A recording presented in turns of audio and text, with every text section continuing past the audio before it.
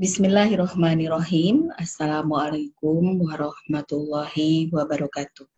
Selamat berjumpa kembali dengan saya pada mata kuliah Metode Penelitian Kuantitatif.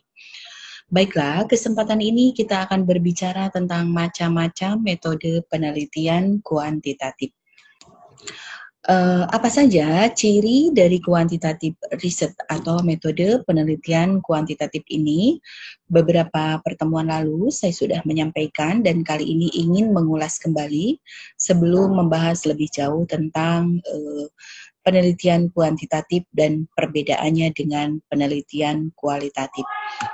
Nah, baiklah, penelitian kuantitatif ini merupakan metode tradisional. Ya, karena metode ini sudah cukup lama digunakan sehingga sudah mentradisi sebagai metode penelitian. Traditional method atau metode tradisional, because this method has been used for a long time, so it has been inherited as a method for research. Jadi tadi saya katakan memang ini sudah lama sekali digunakan, sudah mentradisi. Itu ciri yang pertama. Baiklah, yang kedua, metode ini bersifat positivistik ya, karena memang berlandaskan pada filsafat positivisme ya. Jadi positivistic method because it is based on the philosophy of positivism ya.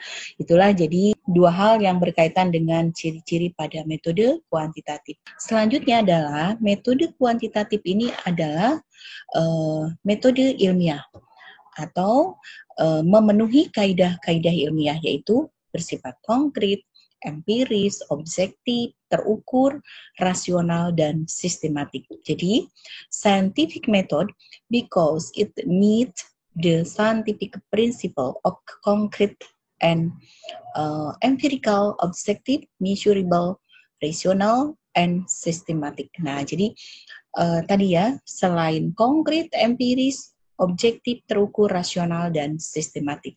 Jadi pada metode kuantitatif yang dikatakan metode ilmiah ini ya memang harus terlihat nyata, berdasarkan fakta-fakta, empiris berdasarkan fakta-fakta ya, objektif sesuai dengan apa yang dilihat oleh panca indera, terukur, rasional ya, rasional masuk nalar, dan sistematik.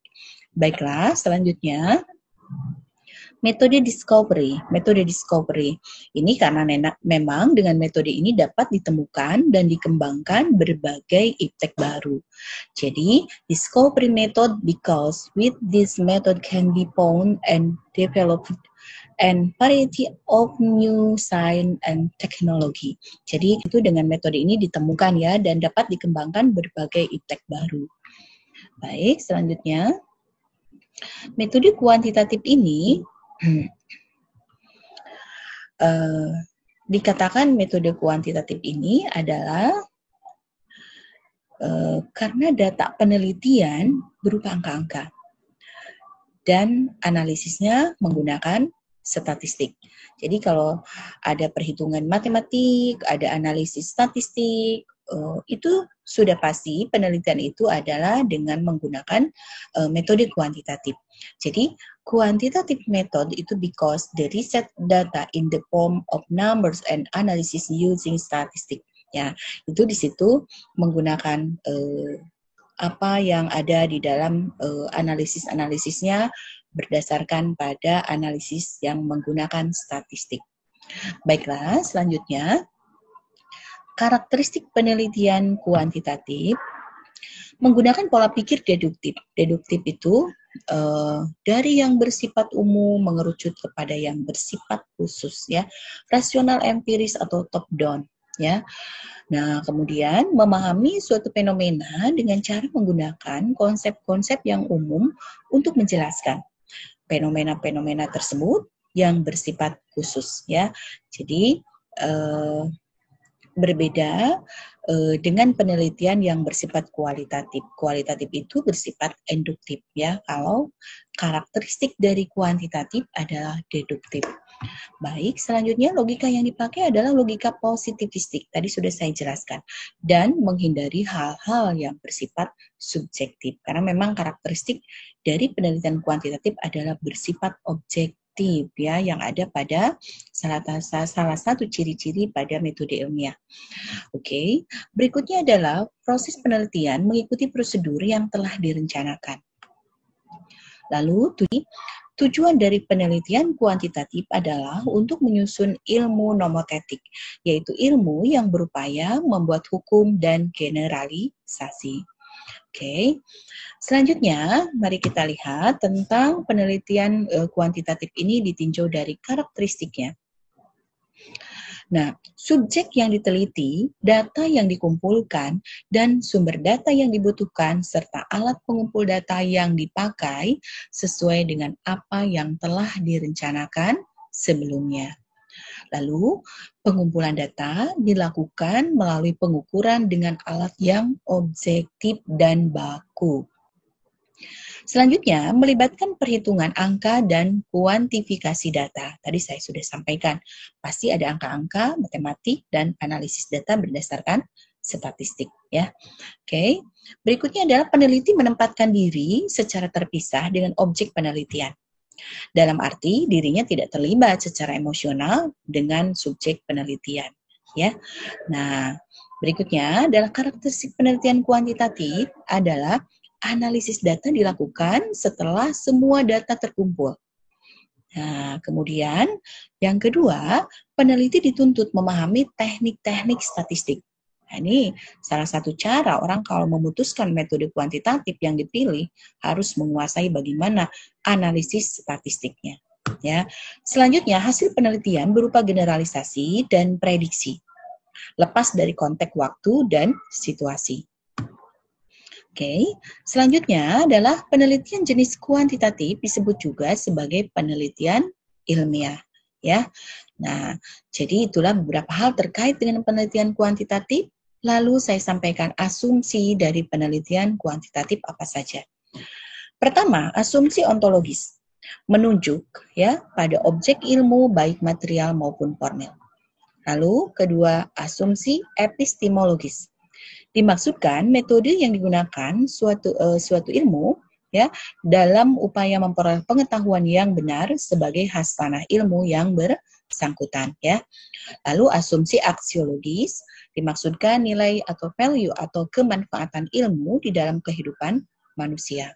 Lalu asumsi hakikat manusia ya.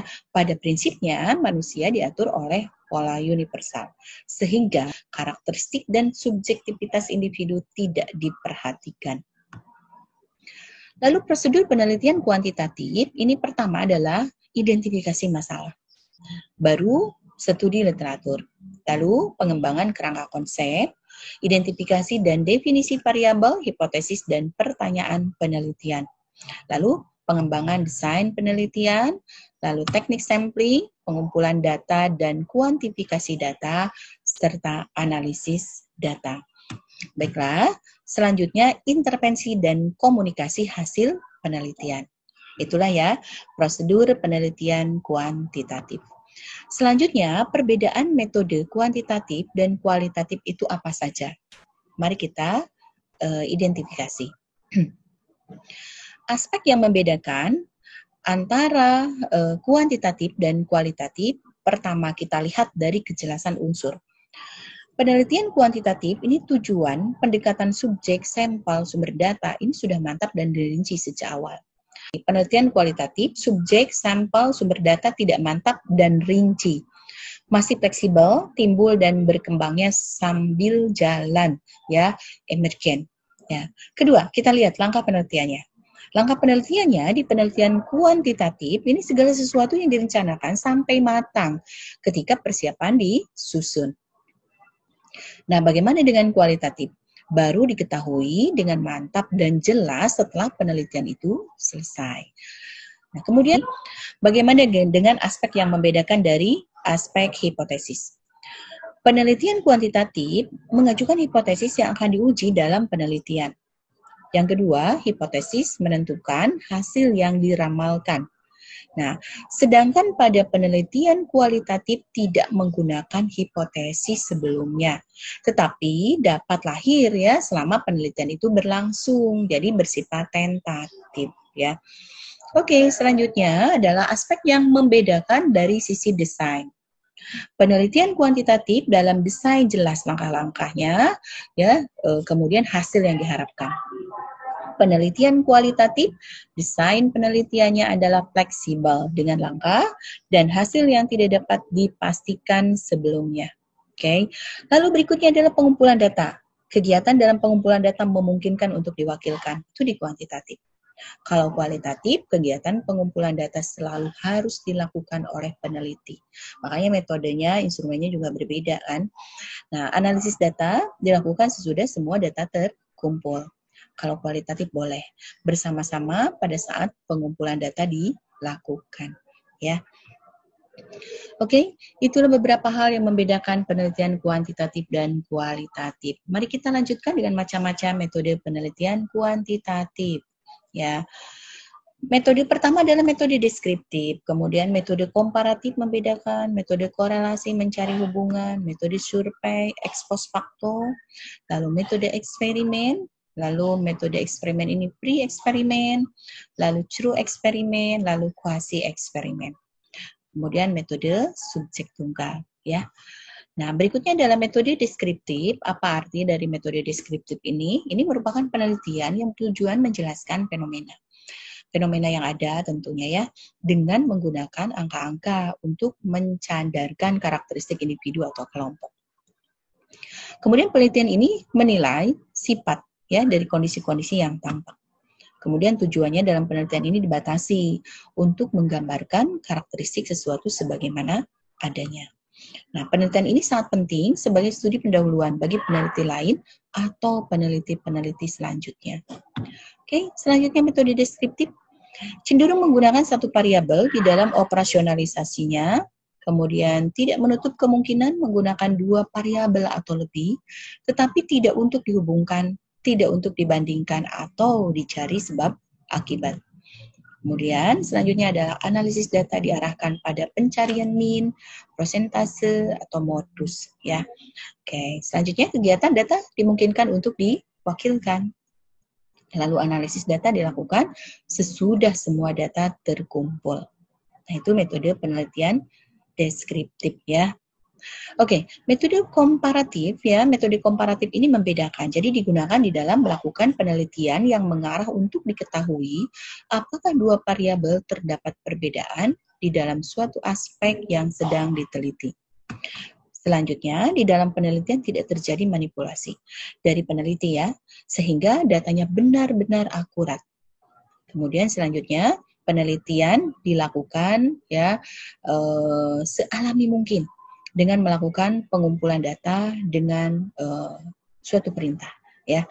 Lalu selanjutnya hasilnya ini dapat dianalisis secara statistik untuk mencari suatu perbedaan dari variabel yang sedang diteliti atau sedang diamati. Lalu metode korelasi ini mencari hubungan ya, bahwa penelitian ini adalah korelasi berhubungan dengan penilaian antara dua atau lebih fenomena. Kemudian melibatkan ukuran statistik tingkat derajat hubungan yang disebut dengan korelasi. Selanjutnya adanya korelasi antara dua variabel atau lebih. Tidak berarti adanya pengaruh atau hubungan sebab akibat dari suatu variabel tersebut terhadap variabel lainnya. Nah, berikutnya adalah korelasi positif, berarti nilai yang tinggi dalam suatu variabel berhubungan dengan nilai yang tinggi pada variabel yang lain. Kemudian, korelasi negatif berarti nilai yang tinggi pada suatu variabel berhubungan dengan nilai yang rendah pada variabel lainnya. Nah, metode korelasi ya. Oke.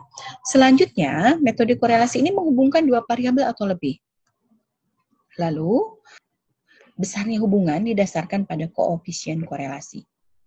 Dalam melihat hubungan, tidak dilakukan manipulasi seperti penelitian pada penelitian eksperimen. Data bersifat kuantitatif ya. Kemudian dianalisis dengan menggunakan statistik korelasi tentunya ya, korelasional, mencari hubungan. Lalu memungkinkan variabel diukur secara intensif di dalam lingkungan yang nyata. Kemudian memungkinkan penelitian mendapatkan derajat asosiasi yang signifikan. Itu metode korelasi. Baik, berikutnya adalah metode survei ya. Metode survei ini digunakan dalam ilmu sosial untuk membantu melakukan pengamatan terhadap suatu fenomena sosial. Peneliti memilih sejumlah responden sebagai sampel dan memberikan mereka kuesioner atau angket ya yang sudah baku atau sudah distandarisasi. Lalu survei dapat dilakukan untuk berbagai penelitian baik yang bertujuan deskriptif, eksplanatif, dan eksploratif. Ya.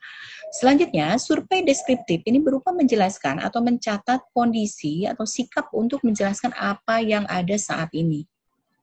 Lalu survei analitik berupaya menggambarkan dan menjelaskan mengapa suatu situasi ada. Oke, selanjutnya metode ex post facto. Selanjutnya adalah metode ex post facto adalah data dikumpulkan setelah semua peristiwa terjadi. Variabel terikat ditentukan terlebih dahulu, kemudian meruntut ke belakang untuk menemukan sebab, hubungan, dan maknanya. Menjelaskan penemuannya sebagaimana yang diamati, lalu mencoba menemukan hubungan kausal fenomena yang diteliti. Selanjutnya dasar logika dan tujuan yang ingin dicapai yaitu menentukan validitas empiris. Nah, itulah beberapa hal terkait dengan ciri-ciri metode ex post facto. Selanjutnya adalah metode eksperimen. Metode eksperimen. Penelitian eksperimen adalah suatu penelitian yang di dalamnya ditemukan minimal satu variabel yang dimanipulasi untuk mempelajari hubungan sebab akibat. Menguji suatu hipotesis dalam rangka mencari pengaruh, mencari hubungan atau asosiasi ya, maupun perbedaan perubahan terhadap kelompok yang dikenakan perlakuan atau treatment. Lalu menggunakan kelompok kontrol sebagai garis dasar untuk dibandingkan dengan kelompok yang dikenai perlakuan eksperimental. Jadi kalau metode eksperimen itu selalu ada kelompok kontrol dan ada kelompok eksperimen atau kelompok yang diberi perlakuan atau yang diberi treatment. Ya, kemudian harus mempertimbangkan kesahihan ke dalam internal validity dan harus mempertimbangkan kesahihan keluar atau external validity. Langkah-langkah penelitian eksperimen ya. Mari kita lihat apa saja langkah-langkahnya. Pertama, melakukan kajian secara induktif yang berkaitan erat dengan permasalahan yang hendak dipecahkan. Kedua, mengidentifikasi dan mendefinisikan masalah. Yang ketiga, melakukan studi literatur dan beberapa sumber yang relevan, memformulasikan hipotesis penelitian, menentukan variabel, dan merumuskan definisi operasional dan definisi istilah. Nah, selanjutnya membuat rencana penelitian. Baik, desain penelitian eksperimen ini free eksperimen ya. Belum dikatakan sebagai eksperimen sungguh-sungguh karena masih terdapat variabel luar yang ikut berpengaruh terhadap terbentuknya variabel dependen. Yang kedua, rancangan berguna untuk mendapatkan informasi awal terhadap pertanyaan yang ada di dalam penelitian. Lalu bentuk pre-experiment design ini adalah beberapa macam antara lain one shot case study atau studi kasus satu tembakan ya. One group post test pre-test post test ya design yaitu kelompok tes dan post test. Lalu impact group comparison ya. Nah, jadi beberapa yang termasuk ke dalam pre-experiment. Oke, berikutnya adalah desain penelitian eksperimen adalah true experiment. Ini adalah eksperimen yang sebenarnya atau betul-betul karena dalam desain ini peneliti dapat mengontrol semua variabel luar yang mempengaruhi jalannya eksperimen. Berbeda dengan tadi free experiment. Nah, dengan demikian validitas internal kualitas pelaksanaan rancangan penelitian dapat menjadi tinggi. Ciri utama dari true eksperimen adalah bahwa sampel yang digunakan untuk eksperimen maupun sebagai kelompok kontrol diambil secara random atau secara acak dari populasi tertentu. Oke. Nah, selanjutnya adalah desain penelitian eksperimen untuk true eksperimen, yaitu desain true eksperimen terbagi atas dua. Pertama, post-test only control design. Yang kedua, pre-test post-test control group design. Nah, kemudian yang ketiga adalah the Solomon Pork group design. Desain penelitian eksperimen selanjutnya adalah kuasi eksperimen. Nah, kuasi eksperimen ini adalah bentuk desain eksperimen ini merupakan pengembangan dari true eksperimen design yang sulit untuk dilaksanakan ya. Jadi kalau istilah lain kuasi eksperimen itu adalah eksperimen semu. Oke, desain ini mempunyai kelompok kontrol tetapi tidak dapat berfungsi sepenuhnya untuk mengontrol variabel-variabel luar yang mempengaruhi pelaksanaan eksperimen tersebut. Ya, desain kuasi eksperimen diantaranya sebagai berikut: time series design, kemudian non-covalent group design, kemudian counterbalance design. Nah, itu termasuk dalam kuasi eksperimen atau eksperimen semu. Desain penelitian eksperimen yang lain adalah factorial design. Ini melibatkan dua atau lebih variabel bebas, kurang-kurangnya satu yang dimanipulasi. Desain faktorial secara mendasar menghasilkan ketelitian desain true eksperimental dan memperbolehkan penyelidikan terhadap dua atau lebih variabel secara individual dan dalam interaksi satu sama lain.